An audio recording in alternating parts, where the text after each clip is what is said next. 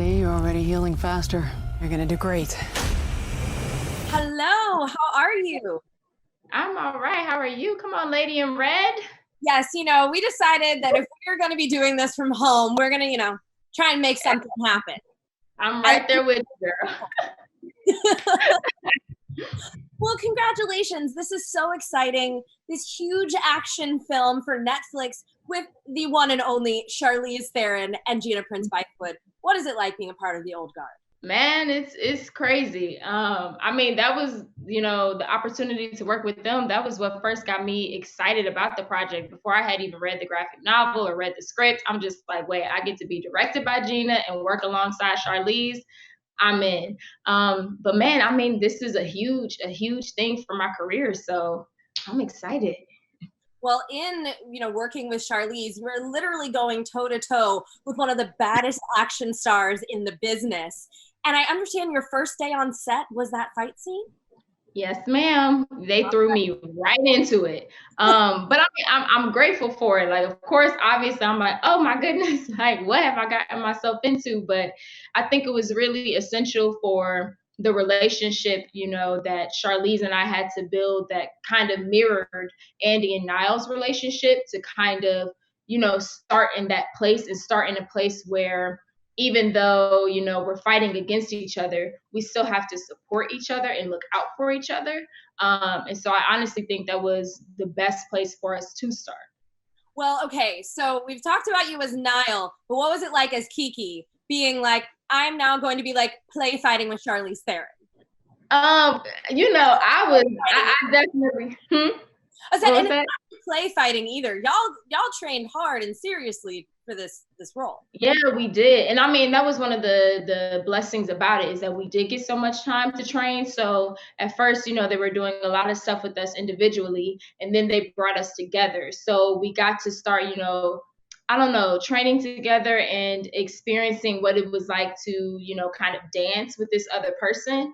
But of course, me, Kiki Layne, I'm just like, it's Charlize, who has been such an inspiration and so instrumental in terms of opening doors for women in this genre. So of course, being super grateful, but then also like, girl, if you actually hit her in the face, it's over. Get fired on day one. Exactly. Well, okay, let's talk about that training for a second. What all did you guys have to learn? I understand it was like weapons handling and martial arts. This was weeks on end. Right. No, all of that. And for my character, the military and tactical training was extremely important because I was playing a Marine. So that had to look, as genuine as possible for, an actor coming in with only a few weeks or so to, try to grasp, what people have spent years, mastering. So that was, of course, a huge part of it. Boxing, that's kind of the base of Niall's fighting style, is just boxing. So that was cool to do that for the first time. I actually really enjoyed that. And then being in the gym the most that I've ever been in the gym in my entire life. Yeah, I read that you were a natural though. Did you feel like a natural? Some stuff more than others. But I mean, it definitely pushed my body in a way that it had never been pushed before. I felt like I was discovering muscles and soreness that I didn't even know was possible. So I'm very grateful for Epsom salt baths, for bringing me back to life after literally hours a day of training. Yeah. What was the thing that came the most naturally to you? This is kind of random, but reloading weapons. Okay. Our tactical trainer was blown away, like, at how smooth all of my reloads were. Like, I was like changing my magazines like I was, I don't know, born doing it, like just super quick, super smooth. So that was actually really random. Like, okay, I can do this action star thing. Look at me. What was the hardest thing to master? Hardest thing to master, like more of the like actual stunt, like throwing people kind of things, like when you like flipping somebody over your shoulder and stuff like that. Just because, I mean, that's just completely foreign to like take somebody's weight and just seriously like flip them over and trust, you know, in yourself and trust in them. I mean, stunt people are amazing. The risks that they take to help us, you know, tell these stories. I mean, shout out to all the stunt people that were a part of making this happen. Absolutely. And you definitely got a taste of what it's like doing it, because I understand you guys did a vast, vast majority of your own stunt work. So that's pretty darn. Yes, we did. Now we talked about the one legend, now to Gina. Getting to act in a film by the great Gina Prince-Bythewood, you know, what did that mean to you? This is now coming, of course, 20 years after her legendary Love and Basketball. I mean, that was the very first thing that made me excited about the project. Like, I had a meeting with Skydance and they got to speaking about the project. And as soon as they said that Gina was directing it, I was excited. So that literally was the first thing that made me excited about the project. I didn't know anything else about it. I just knew that Gina was directing it. And then being able to actually meet and work with her, initially, just from our first meeting, I was excited because she was very committed to really getting to the hearts of these characters and the depths of, you know, their experiences and why they do the things that they do and how they got to where they are once we meet them. And I appreciated that because she was committed to not letting that get lost in, you know, this bigger action film machine, which was really nice. And it also was dope to have somebody to, you know, lean on who understood what it was like coming from, you know, these smaller, more intimate projects to now we're on this huge, you know, Netflix action feature set. And then also having another Black woman there. Yeah. And in this film, you know, she's essentially a Black woman superhero. She already was a Black woman superhero because she's, you know, a military soldier. But what does it mean to get a chance to play a role like that? It's the type of thing that I've always wanted to do.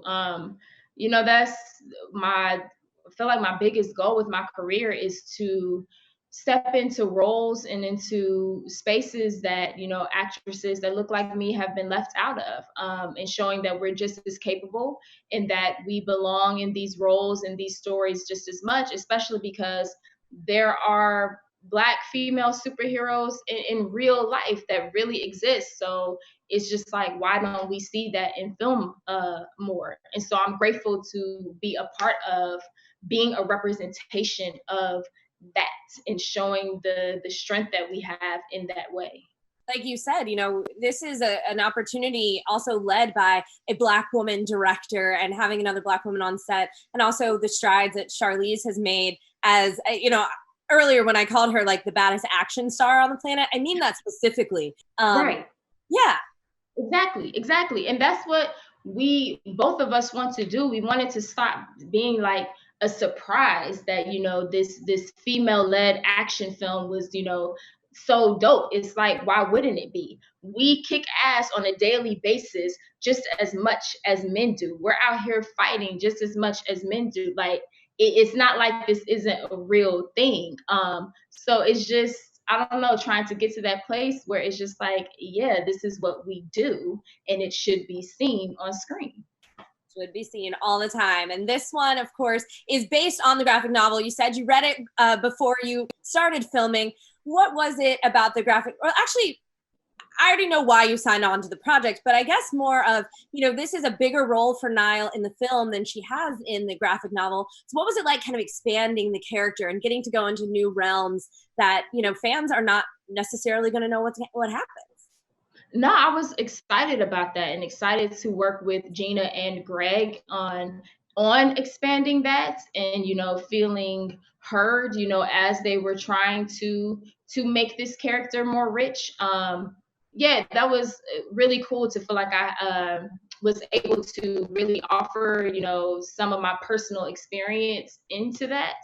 And I'm just grateful, you know, any opportunity to make a Black character feel more full and to really be able to show all the complexities that Nile is experiencing in a deeper way. Well, in this film, of course, Nile has just figured out that she is immortal to some extent. Mm-hmm. What was it like having to play dead all the time? as an actor? Well, the very first death, actually, seeing myself die on screen for the first time was actually very weird. That was actually really strange, especially because it's so brutal how it happens. And it was interesting because I remember thinking to myself, I'm like, oh, I have to warn my mom about this. But it was interesting because, I had that love scene, and if Bill Street could talk, I didn't warn anybody about that. I'm just like, all right, whatever. You just let them go into that blind? Yeah, I let my entire family go into that blind, so that was kind of funny. They're all right, but that in particular, I was like, yeah, especially my mom. I'm like, I have to make sure that she knows that that's in there. And it was funny because that came up in an interview that Charlize and I both were doing, and she kind of said the same thing of like, yeah, I remember being more concerned about my mother seeing that. Yeah, it's different. It's different.